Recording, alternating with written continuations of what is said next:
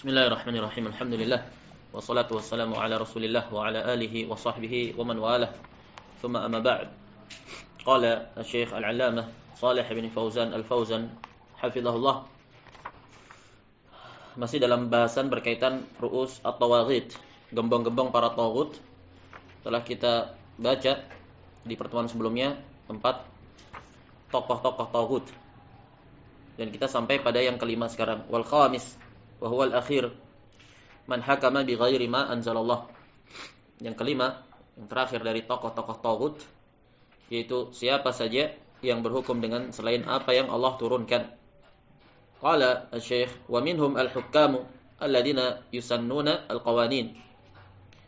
Dan termasuk di antara mereka, ai para taghut, adalah para hakim yang menetapkan perundang-undangan, hukum konstitusional, hukum perundang-undangan. Wa yulghuna syari'ah, dan mereka membatalkan syariat. Wa yaj'aluna al-qawanina mahallaha, dan mereka jadikan hukum perundang-undangan, rancangan legislatif, hukum konstitusi, sebagai ganti dari syariat Allah Subhanahu wa taala, dan ini bentuknya al-istibdal. Istibdal. Karena bentuk berhukum dengan selain hukum Allah ini sekian bentuk. Sekian bentuk. Ada yang hukumnya kufur akbar, ada yang hukumnya kufrun duna kufrin, ada yang hukumnya haram kabir minal kabair, termasuk dari dosa besar. Dan yang ditegaskan oleh Syekh Shalih Al-Fauzan di sini, tekstual yang beliau katakan, yulghuna syari'ah wa yaj'aluna al-qawanin mahallaha. Berarti surahnya al-istibdal. Al-istibdal itu mengganti syariat secara total, dan dijadikanlah rancangan undang-undang buatan manusia sebagai dasar dan sumber segala hukum. Ini pahami dulu bentuknya. Haula'i tawaghit, dan mereka itu adalah para taghut. Dan konsep al-istibdal, para ulama memiliki 2 pendapat padanya. Konsep al-istibdal, yang pertama hukumnya kafir. Man istaddala syar' bil qawanin al-wad'iyyah, maka hukumnya kafir, kufrun akbar. Termasuk syirik dalam permasalahan tasyri'. Allah tegaskan bahwasanya syariat, hak tasyri' itu murni, hanya milik Allah Subhanahu wa taala semata. Inil hukmu illa lillah. Tidak ada hukum kecuali hukum Allah. Kemudian Allah tegaskan bahwasanya itu termasuk dari perkara uluhiyah. Allah amara alla ta'budu illa iyyah. Nafi dan isbat. Allah memerintahkan agar kalian jangan beribadah kecuali hanya kepadanya. Setelah Allah berbicara tentang tidak ada hukum syara' kecuali hukumnya Allah Subhanahu wa taala yang berhak menetapkan syariat. Konsep istibdal ini hukumnya kufur akbar, dan ini tarjih dari mufti Saudi yang pertama, Al-'Allamah Muhammad bin Ibrahim Al-Syekh. Syekh Saleh Al-Syekh. Syekh Abdul Aziz bin Baz, Syekh Al-Utsaimin, Syekh Shalih Al-Fauzan, Syekh Abdul Muhsin Al-Abbad. Semuanya menghukumi konsep bentuk ini kufur akbar. Pendapat yang kedua, mereka mengatakan kufrun duna kufrin. Kapan menjadi kufur akbar? Idza istahalla. Kalau dia halalkan. Kalau dia halalkan, maka kufur akbar. Tapi kalau dia tidak menghalalkannya, dan dia tetap meyakini bahwa hukum syariat Allah lah yang berhak untuk diterapkan, hanya saja berdasarkan hawa nafsu dia berhukum dengan hukum perundang-undangan hasil rancangan manusia, dia ganti hukum syariat dengan sistem hukum buatan manusia yang sifatnya menjadi sebuah dasar dan sumber hukum. Sebagaimana yang diterapkan saat ini di negara-negara kaum muslimin selain Saudi Arabia tentunya. Jadi konsepnya istibdal. Ada 2 pendapat di situ. Yang pertama kufur akbar, yang kedua kufrun duna kufrin. Mereka membatasinya dengan syarat apabila tidak menghalalkannya, Dan siapapun yang merujuk kepada dalil-dalil yang ada di dalam Al-Qur'an, Allah Subhanahu wa taala telah menegaskan permasalahan daruratnya berhukum, menjadikan hukum Allah dan syariat Allah sebagai sumber dan dasar segala hukum. Nah, dan itu termasuk dari tauhid al-uluhiyah, tauhid al-ibadah. Berurutan Allah tegaskan di surat Al-Maidah itu, "Wa man lam yahkum bima anzalallah fa ulaika humul kafirun, fa ulaika humudz zalimun, fa ulaika humul fasiqun." Nah, al-kafirun mencakup padanya kufrun akbar dan kufrun asghar, tergantung bagaimana bentuk yang diterapkan. Nah, ayat ini diterapkan berkaitan dengan hukumnya adalah kufrun akbar jika konsepnya adalah istibdal atau istihlal. Baik. Ibnu Abbas radhiyallahu an menafsirkan ayat ini kufrun duna kufrin. Baik. Kita lihat waqi' yang terjadi bagaimana penerapannya. Bahwasanya konsep yang dipahami oleh al-Khawarij tentang berhukum dengan selain hukum Allah, wa man lam yahkum bima anzalallah fa ulaika humul kafirun, diterapkan oleh Khawarij pada siapa? Pada Ali radhiyallahu an. Sementara Ali radhiyallahu an berhukum dengan syariat Allah Subhanahu wa taala. Nah, hanya saja hulunya Khawarij, nah ijtihadnya Ali radhiyallahu anhu dalam juz'iyat atau satuan permasalahan hukum, mereka hukumi dengan kekafiran. Maka Ibnu Abbas membantah mereka bahwasanya yang dimaksud adalah kufrun duna kufrin. Apakah penerapan penafsiran ini kemudian dimutlakkan dalam segala kondisi dan situasi? Jawabannya tidak. Karena mengkiaskan dengan permasalahan kasus Al-Khawarij dengan Ali radhiyallahu an jelas qiyas ma'al fariq, jelas berbeda. Naam, karena surahnya juga berbeda. Makanya konsep ayat ini wa man lam yahkum bima anzalallah fa ulaika humul kafirun, imma dia kafir akbar, kapan? Ketika konsepnya istibdalu syariat. Karena tidaklah tergambarkan seorang muslim itu mengganti secara total dan menyeluruh hukum syariat Allah Subhanahu wa taala. Karena masalahnya itu tasyri', membuat rancangan syariat di mana rancangan syariat itu nantilah yang ditetapkan. Itulah yang nanti diberlakukan dan ditetapkan. Adapun syariat Allah dipinggirkan. Nah, ini konsep istibdal.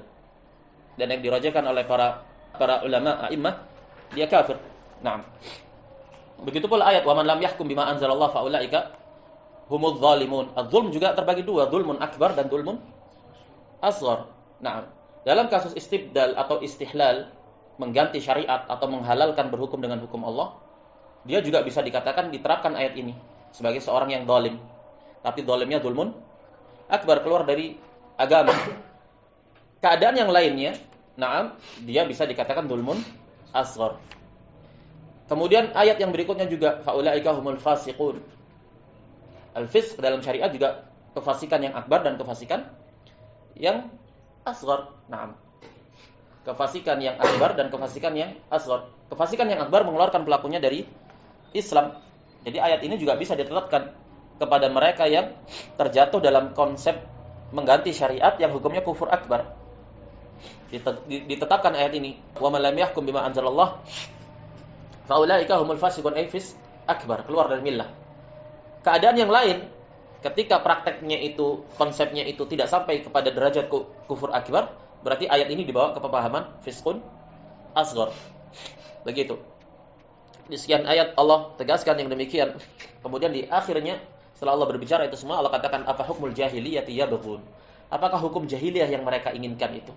Wa man ahsanu minallahi hukman liqaumin yuqinun. Siapa yang lebih baik hukumnya dibandingkan Allah bagi orang-orang yang yakin. Nah, orang-orang yang beriman, menunjukkan bagaimana Allah menegaskan konsep tunggalnya Allah dalam menetapkan syariat dan kewajibannya para hamba untuk berhukum dengan hukum Allah Subhanahu wa taala.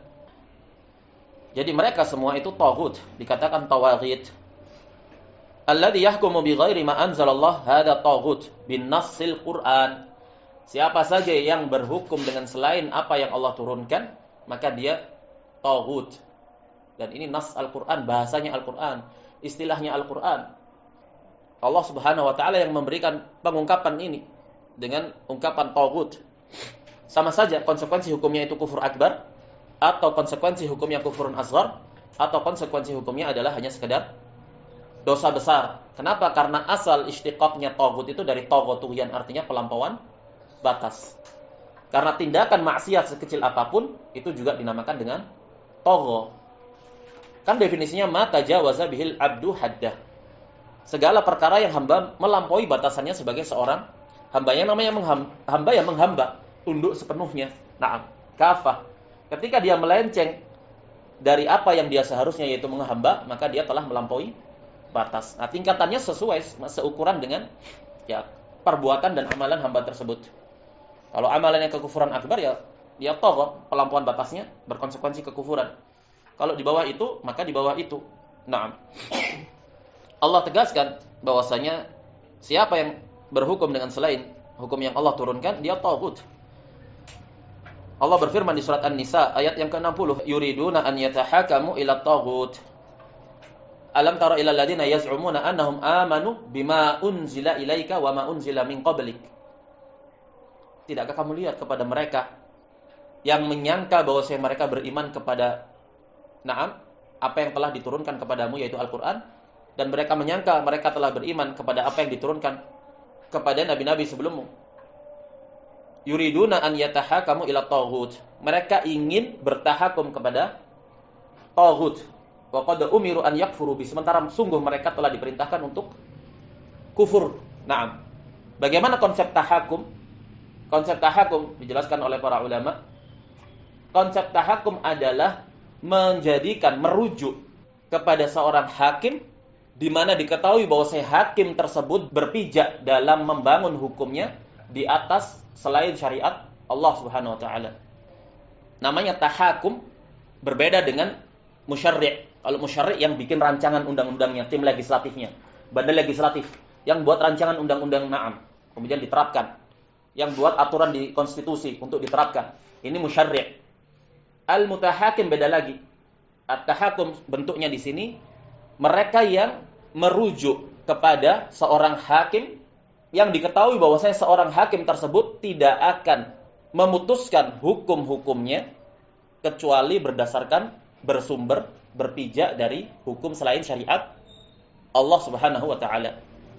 Yuriduna an yatahakamu ila taghut. Dan hakim yang berhukum dengan selain syariat Allah dinamakan taghut. Al-mutahakim ila taghut, hakikatnya mereka juga taghut. Naam. Sudah tahu hakim ini hanya akan berpijak berdasar bersumber pada selain syariat Allah, dia pilih hakim tersebut untuk menetapkan hukumnya, maka dia taghut. Wa qad umiru an yakfuru bi, sementara mereka telah diperintahkan untuk kufur kepada taghut. Naam. Jadi bentuk taghut ada beberapa bentuk. Yang pertama, musyarri'. Musyarri' ini apa? Yang bikin syariat, merancang undang-undangnya, merancang konsep hukumnya, pasal-pasalnya dirancang sama dia. Nah, kemudian yang kedua, al-hakim. Al-hakim. Seorang hakim, dia tidak bisa menetapkan hukum kecuali punya dasar dan sumber pijakan. Pasti lah, kalau dia tidak punya pijakan, dia mau merujuk kemana ini? Dalam kasus permasalahan ini dia mau berpijak di atas apa? Dia harus punya pijakan utama. Namanya dasar dan sumber segala hukum. Nah, mereka menetapkan syariat ini, merancang, badan legislatif, tim konstitusi merancang ini. Yang jadi nanti hakimnya, dia tidak akan bisa keluar dari sistem yang sudah diterapkan. Gak bisa dia kemudian berdalil dengan ayat Al-Quran untuk menetapkan sebuah hukum atau kebijakan negara. Dia harus berpijak pada qanun, undang-undang ini, sistem ini gak bisa keluar dia darinya. Hakim ini akan berpijak kepada syariat yang ditetapkan oleh penetap syariat, musyarri', penetap undang-undang itu tadi. Datang padanya pihak ketiga yang ingin berhukum kepada hakim tadi. Pihak ketiga, anggaplah dalam hal ini, siapa?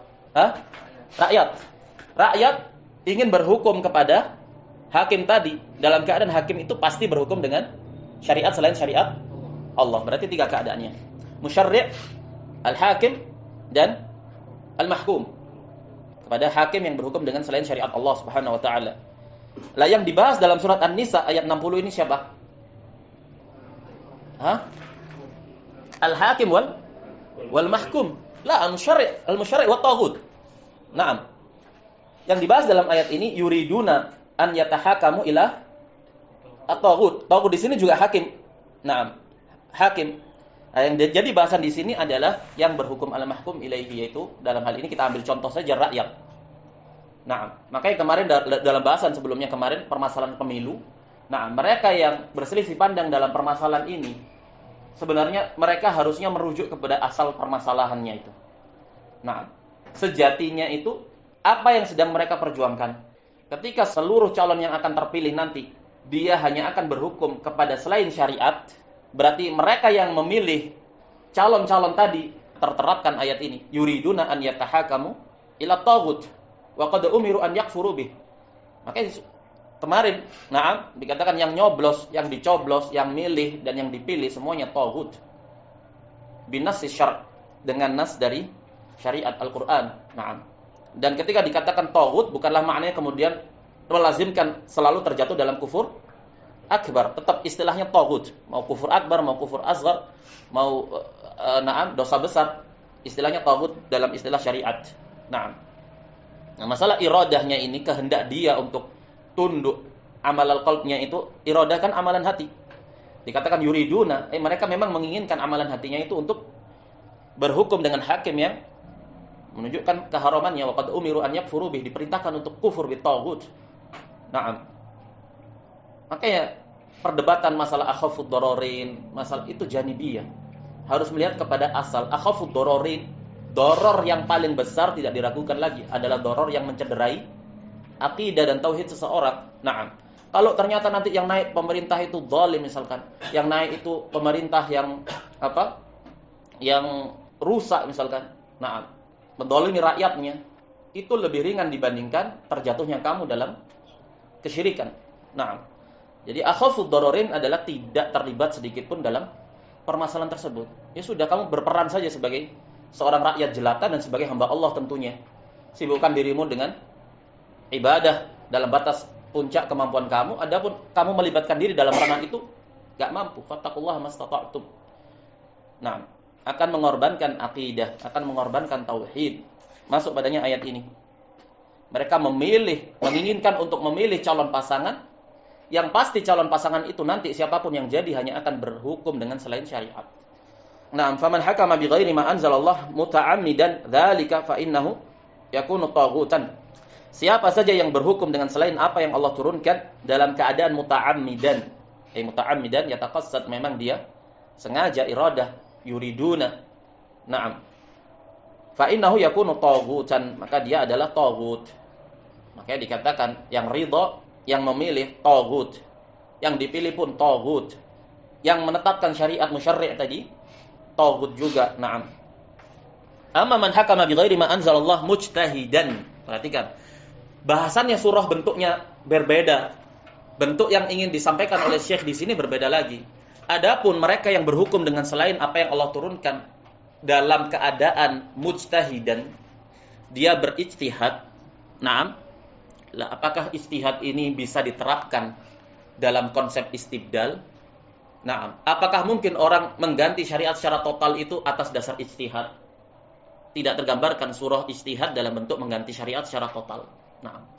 Dimaksud di sini ijtihad yaitu dia punya pijakan hukum syariat.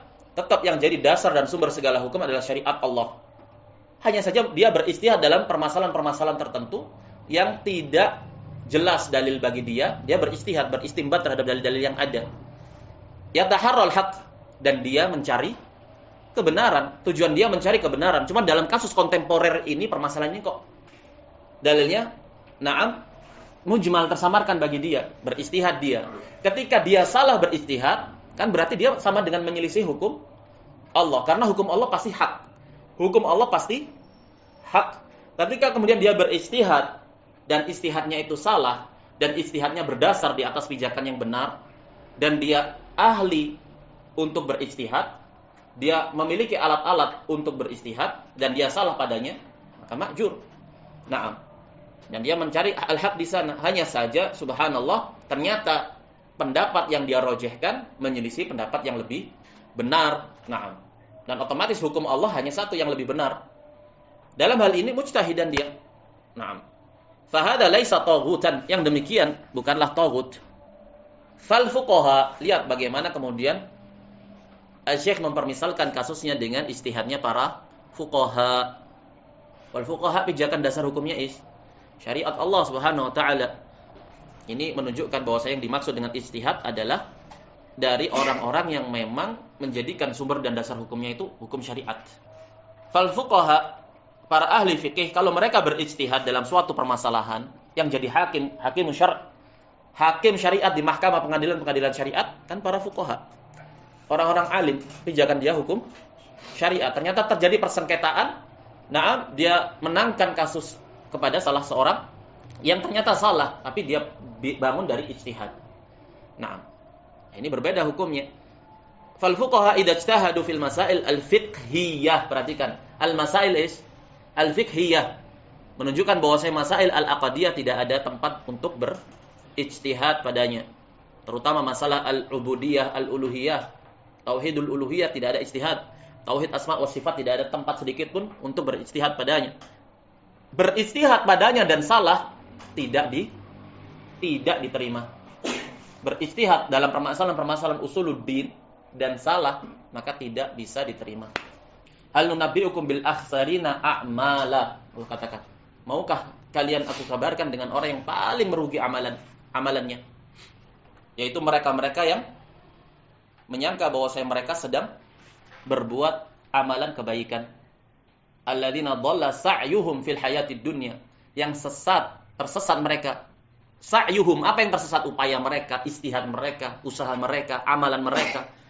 Dhalla fil hayatid dunya wa hum yahsabuna annahum yuhsinuna sun'a. Dalam keadaan mereka mengira bahwa mereka sedang mengadakan perbaikan, ijtihad. Al-Kahfi 103 104. Disebutkan di situ ijtihad mereka dalam permasalahan apa?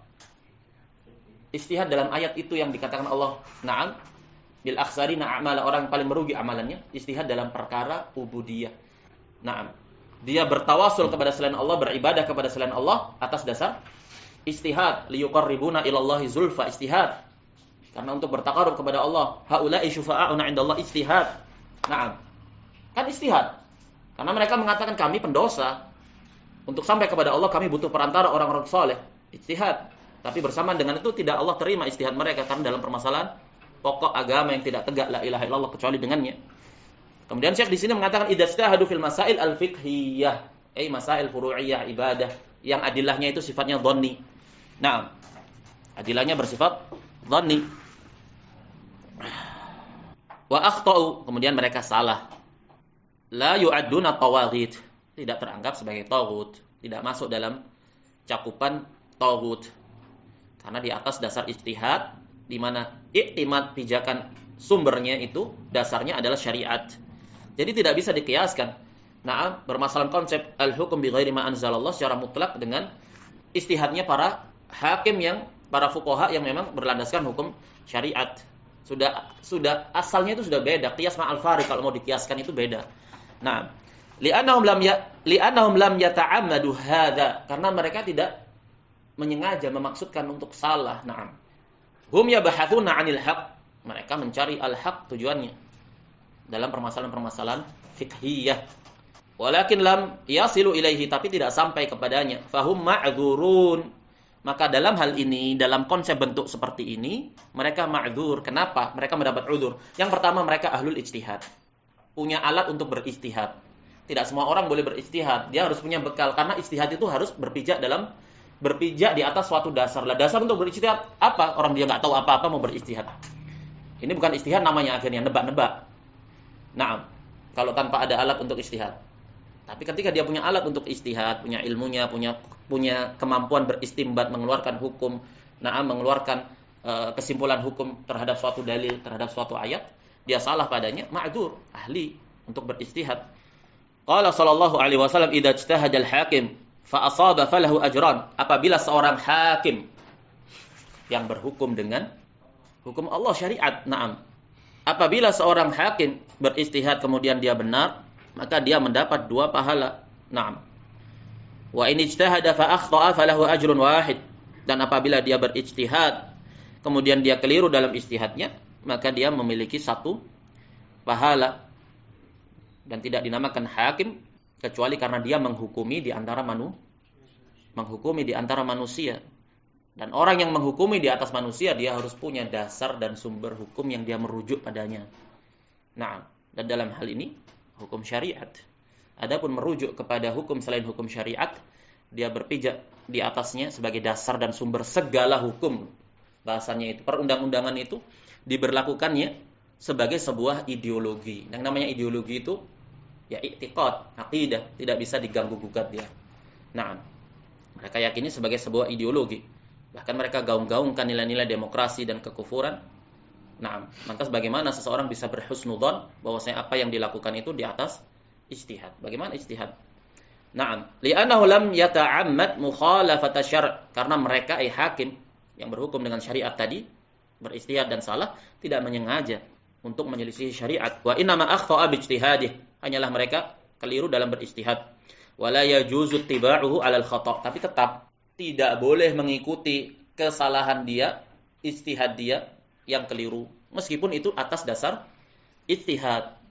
Tidak lantas mentang-mentang karena dia hakim, naam, dan atas dasar ijtihad, kemudian antum ikuti kesalahannya. Lah, kesalahan tetap kesalahan. Kalau dia berijtihad di atas naam, kesalahannya tidak boleh diikuti. Bagaimana jika ijtihad itu secara asalnya dibangun di atas kebatilan, dibangun di atas perkara yang tidak syariat? Maka mengikutinya lebih-lebih lagi tidak boleh. La yajuzu an na'khudal ijtihada alladhi nara annahu khalafa dalil. Tidak boleh kita mengambil ijtihad para ulama. Bahasanya ulama ini atau hakim yang berhukum dengan hukum syariat. Naam, menyelisih dalil. Ini prinsip. Walakin huwa fi nafsihi ma'dzurun wa laysa taghutan. Tapi konsep yang seperti ini, hakim yang berijtihad tadi dan salah menyelisih dalil, naam, maka dia mendapat udzur. Nah, dia tidak teranggap taghut. Ada akan bentuk-bentuknya harus cermat sehingga tidak digeneralisir, karena terjatuh padanya, tergelincir padanya, ini resikonya besar, mempertaruhkan akidah. Jadi harus yudaqqik, benar-benar memperhatikan surahnya seperti apa sih bentuknya ini, yang digaung-gaungkan orang-orang ini bentuknya seperti apa. Ini harus dicari tahu, karena Allah tetapkan keimanan itu batasannya adalah dengan kufur bitaghut. Wa may yakfur bitaghuti wa yu'min billah faqad istamsaka bil urwatil wuthqa. Berarti kan memang penting kita harus tahu gimana sih kufur bitaghut ini. Kita harus tahu bagaimana konsep kufur bitaghut agar kita tetap dalam keimanan. Naam. Bal lahu ajrun idza kana min ahlil ilm. Bahkan dia mendapatkan ajar tapi dengan syarat apabila dia termasuk ahlu ilm, karena punya tanggung jawab, amanah dia untuk berijtihad itu. Ada alatnya, ada ilmunya, ada pijakannya, tidak ngawur. Naam. Qaid muhim. Dan dinamakan hakim. Tidaklah dia menjadi hakim kecuali pasti dia punya ilmu tentang apa? Tentang hukum. Tidaklah seseorang dinamakan hakim kecuali dia harus punya ilmu tentang hukum. Nah, sekarang pijakannya untuk menetapkan hukum ini siapa? Hukum syariat Allah atau hukum rancangan badan legislatif yang isinya orang-orang fusak di dalamnya. Nah, tidak sedikit dari kalangan orang-orang fusak, bahkan orang-orang zindiq, orang-orang sekuler, orang-orang liberal. Yang seperti ini bagaimana kita bisa yatahakam ilaihim. Nah, dan ini bahasannya al-kufur bitaghut dalam permasalahan ini. Nah, bahasannya berkaitan dengan i'tiqad, penafian, al-bara'ah minasyirki wa ahlihi. Al-bara'ah minal kufur dan ahlihi. Berlepas diri dari kesyirikan dan pelakunya, berlepas diri dari kekufuran dan pelakunya. Nah, bukanlah maknanya kemudian al-khuruj, melakukan khuruj, kudeta, pemberontakan. Ini bahasannya lain ini. Kita hanya membahas tentang hakikat permasalahan ini. Yang dituntut dari kita itu adalah al-bara'ah, menentukan di mana kita berpijak ini. Kita di barisan orang-orang ahli iman atau tidak. Dan tidak ada kelaziman bahwa seorang yang berbicara tentang ini berarti dia adalah konsekuensinya dia mengkafirkan penguasa, konsekuensinya dia keluar dari ketaatan. Tidak, ini hukum Allah. Kita sedang mengkaji dan menjelaskan bagaimana konsep hukum Allah. Naam. Amma idza ijtahada wa huwa laysa 'indahu mu'ahhilat al-ijtihadi fa hada 'ala kulli hal mukhti'. Adapun orang yang berijtihad dalam keadaan tidak punya keahlian untuk berijtihad, naam, maka dia dalam seluruh keadaannya, maksudnya apa ala kulli hal? Apa maksudnya?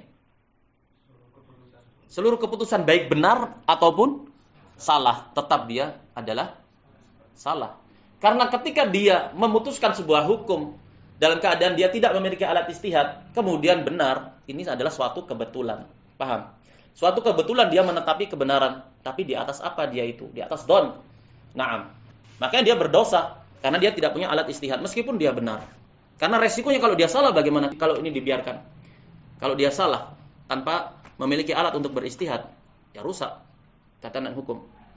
Fala yajuzu lahu an yajtahida wa huwa la yuhsinu dzalik. Tidak boleh beristihad dalam keadaan dia tidak memiliki bekal yang demikian itu. Naam. Dalam hal-hal yang diwajibkan untuk individu itu berijtihad.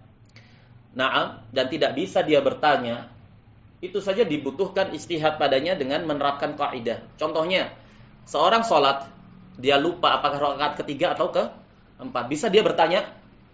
Nggak bisa. Bisa dia nebak-nebak?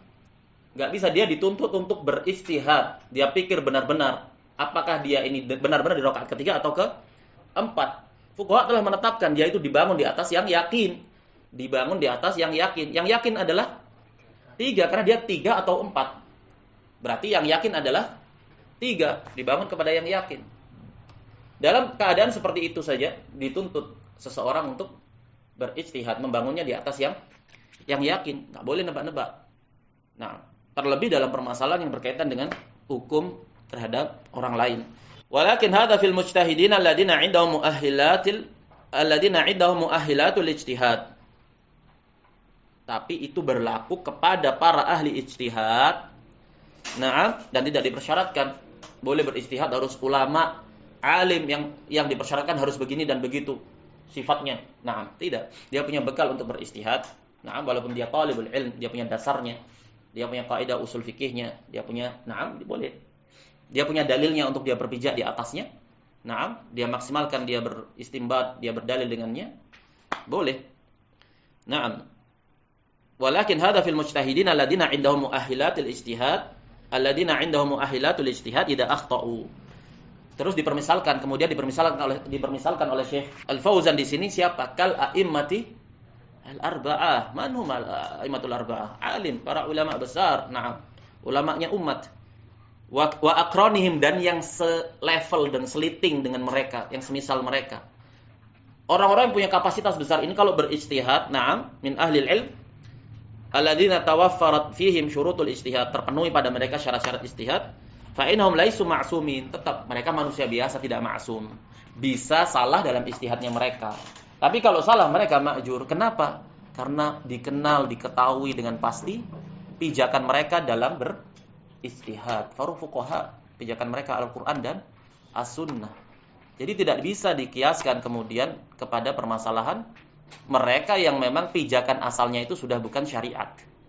Bahkan orang-orang yang tidak mengerti tentang syariat sama sekali. Nah, tidak ada pintu ijtihad bagi mereka. Karena dasar dan sumber hukumnya sudah berbeda landasannya. Innamat taghut alladzi ta'ammada mukhalafat asy-syar'. Hanyalah taghut itu yang menyengaja menyelisihi syariat. Naam, sengaja. Dan konsep istibdal, mengganti syariat secara total dengan qawanin wad'iyah, undang-undang. Naam, ini bentuk-bentuk ta'ammud mukhalafah asy-syar'. Terkhusus mereka ma'ruf, dikenal bagaimana pengagungannya terhadap sistem demokrasi. Bahkan pasangan calon yang ada, yang terbaik kemarin itu, yang katanya paling islami, dikatakan dalam banyak pernyataannya, dalam banyak statement-statementnya, itu mengagungkan demokrasi. Bagaimana kita berhusnudzon kepada mereka yang berpijak di atas pemikiran seperti itu. Ya sudah, bagaimana kita bersihkan diri, tidak terlibat sedikit pun dalam panggung demokrasi tersebut. Jadi rakyat biasa, berkaitan dengan kemaslahatan umum, tidak menyelisih syariat, taati.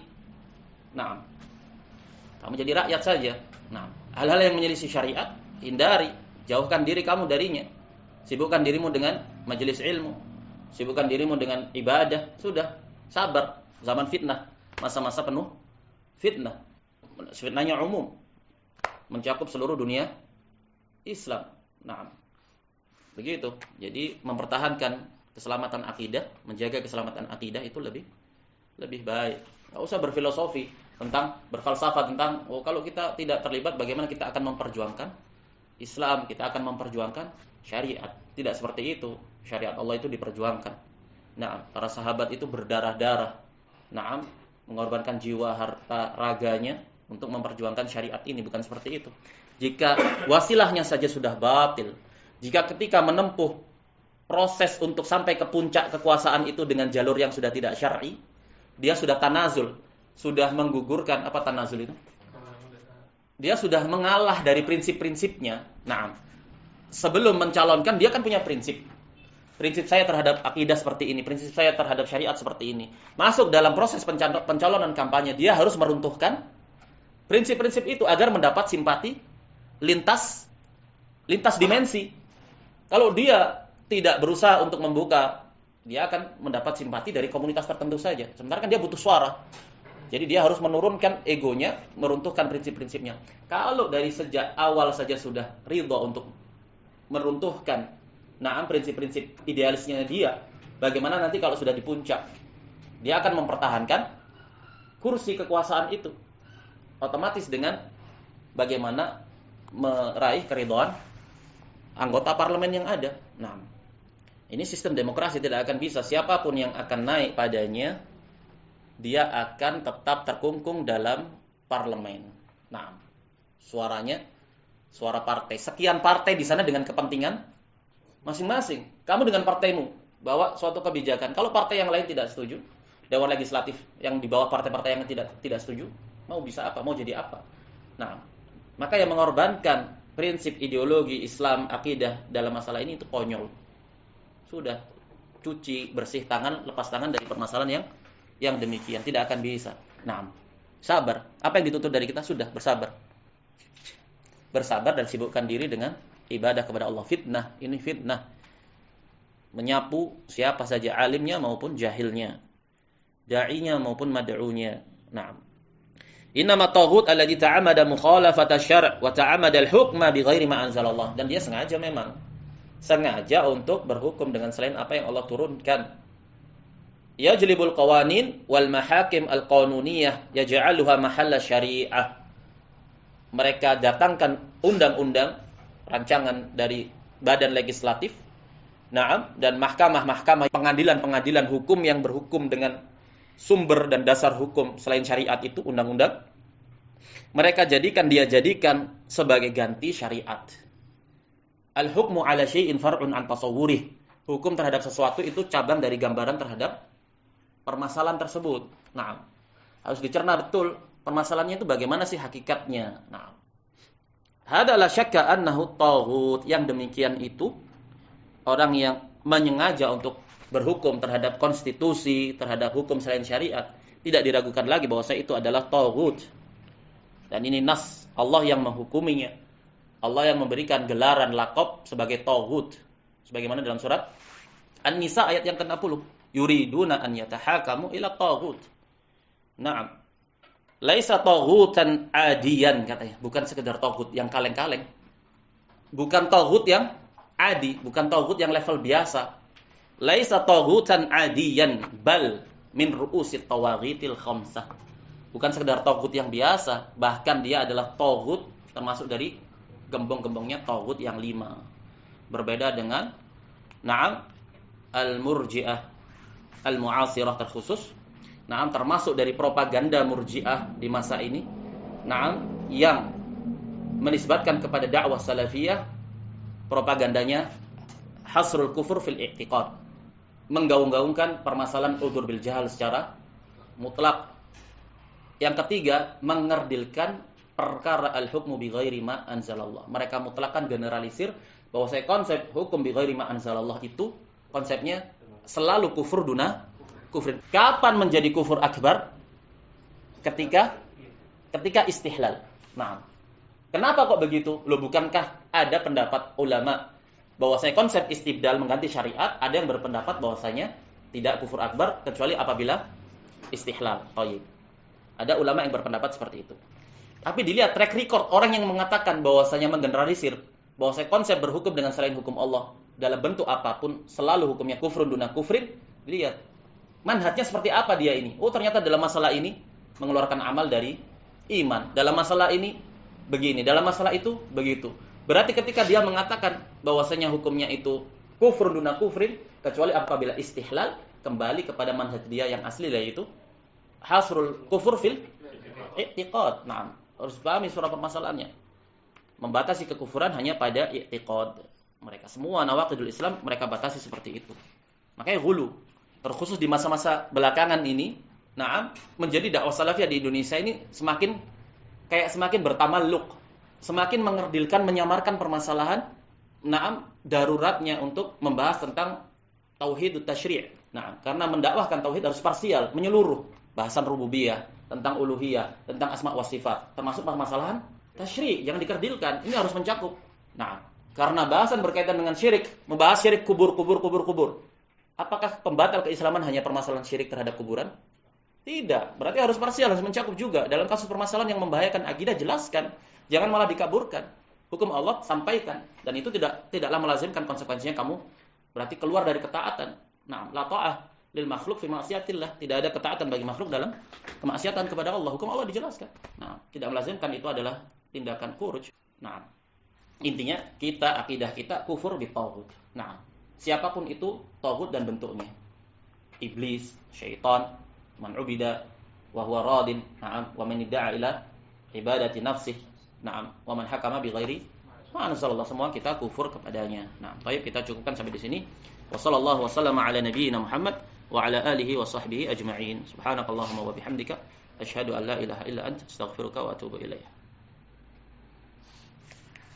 Kalau kan ma'ruf di Indonesia rakyat itu kalau misalnya ada perselisihan atau ada sengketa itu kan diserahkan ke pengadilan. Itu berarti hukumnya tidak. Dijelaskan oleh para ulama, berhukum dengan selain syariat Allah dalam permasalahan sengketa yang kita tidak bisa meraih haknya kita kecuali dengan hukum tersebut. Misalkan jual beli tanah, ternyata antum ditipu. Sementara proses untuk menuntut ganti rugi atau ingin antum mengklaim miliknya antum, itu ada prosedural birokrasi yang berpijak pada hukum perundang-undangan itu. Antum hanya sekedar ingin mengambil haknya antum, karena tidak bisa kecuali dengan jalur itu, maka ini dikecualikan padanya. Karena antum ingin mengambil hak antum. Tidak masuk ke ayat. Dibahas oleh para ulama bentuk yang seperti itu. Hakikatnya dia kufur kepada tauhid. Hanya saja ya fitnah. Konsep hukum yang dia tinggal padanya itu berhukum dengan selain syariat Allah. Tapi dalam persengketaan manusia, mereka menetapkan sesuai dengan apa yang mereka rancang, hukum yang kembalinya ke kemaslahatan manusia. Kalau dia merujuk demi agar hanya mendapat haknya, tidak mengapa. Kan bukan iradah namanya. Dia nggak mau sebenarnya, tapi nggak ada jalan lain kecuali dia harus menempuh itu untuk meraih haknya saja. Jadi ad-darurah tubihul mahdurah. Mukrah. Gimana? Mukrah. Hukumnya istisna di situ. Karena yang dikatakan yuriduna iradah, amalan hati antum itu loh yang dilihat. Ya apa sih kecondongan antum, sebesar apa sih antum kok sekali gitu loh ke hukum tauhid. Paham? Baik. Subhanakallahumma wa bihamdika asyhadu an la ilaha illa anta astaghfiruka wa atubu ilaik.